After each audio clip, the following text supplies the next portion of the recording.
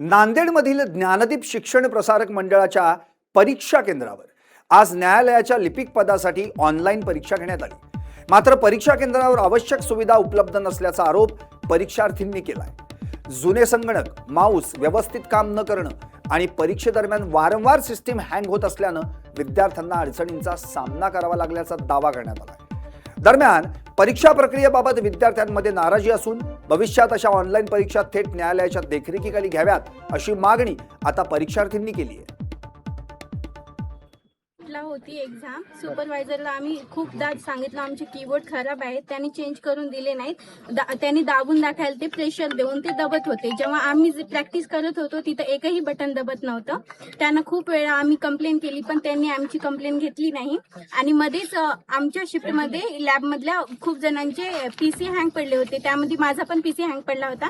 पुढे passage type होत नव्हता. आम्ही जेव्हा कंप्लेंट केली ते कोणी ऐकतच नव्हतं आणि प्रॅक्टिसला पॅसेज दिला म्हणून रिअल पॅसेज सुरू केला आमचा तिथे. मग आता विद्यार्थ्यांचं याच्यामध्ये काय नुकसान आहे?